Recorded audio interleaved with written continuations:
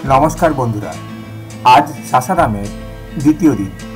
এই দ্বিতীয় দিনে আমরা দেখব ইন্দ্রপুরী ড্যাম আর করমচাঁদ ড্যাম। ভরা বর্ষায় আসা, তাই চারিদিকে সবুজে সমারোহ দেখছি। চলে এসেছি ইন্দ্রপুরী ড্যামে।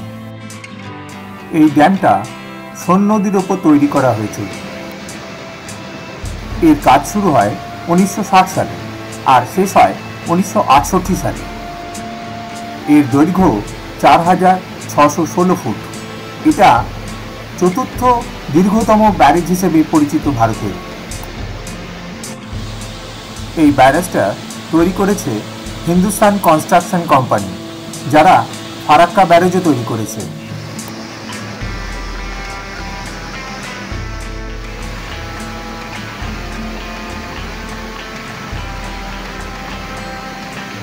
সোন নদীর ওপর ইন্দ্রপুরী ড্যাম তৈরি হওয়ার ফলে বিহারের সেচ ব্যবস্থার আমূল পরিবর্তন ঘটেছে।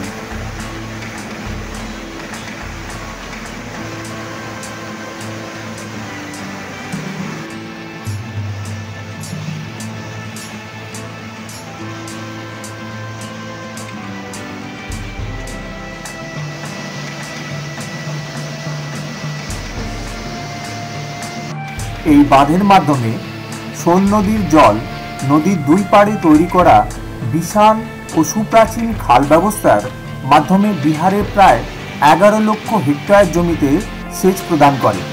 এই খাল ব্যবস্থাটা বিহারের কৃষিকাজে বিরাট পরিবর্তন এনেছে।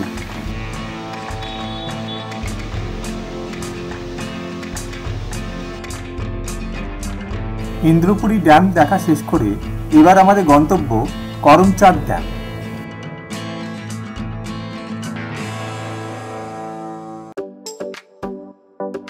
চলে এলাম করমচাঁদ ড্যামে। এই ড্যামটার আর একটা নাম দুর্গাবতী ড্যাম। এই ড্যামটা বিহারের রোহতাস জেলা ও কাইমুর জেলার সীমানায়। ড্যামটা তার সুন্দর প্রাকৃতিক দৃশ্যের জন্য রোহতাস জেলার অন্যতম জনপ্রিয় পর্যটন স্থান।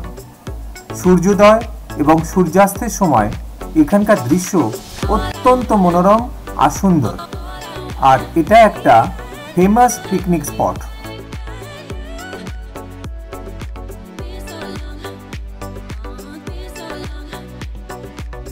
এই ড্যামের চারিদিকটা প্রাকৃতিকভাবে কাইমুর পাহাড় ঘিরে রেখেছে।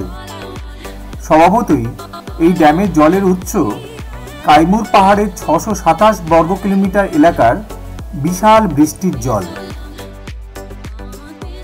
বাঁধটির নির্মাণ কাজ শুরু হয় 1976 সালের 10ই জুন আর শেষ হয় 2014 সালের 15ই অক্টোবর, অর্থাৎ সম্পূর্ণ হতে প্রায় 38 বছর সময় লেগেছিল।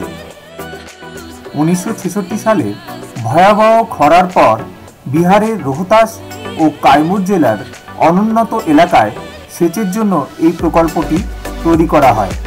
এই ড্যামটি রোহতাস ও কাইমুর জেলার প্রায় 33,467 হেক্টর জমিকে সুজলা সুফলা করে তুলেছে। এই বাঁধের দৈর্ঘ্য 1615 মিটার আর উচ্চতা 46 মিটার।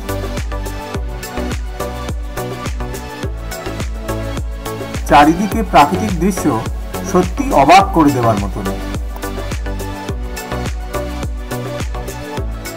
দেখতে দেখতে আমরা ড্যামের লক গেটের কাছে চলে এলাম।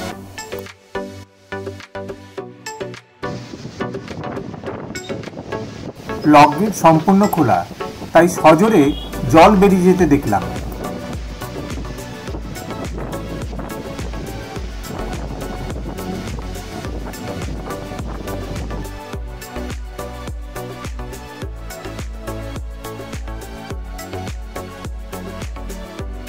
যাই হোক বন্ধুরা, ভিডিওটাকে এখানেই শেষ করলাম। ভিডিওটা যদি ভালো লেগে থাকে তাহলে অবশ্যই লাইক, শেয়ার আর কমেন্টস করতে ভুলবেন না।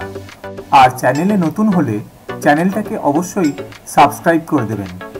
ধন্যবাদ।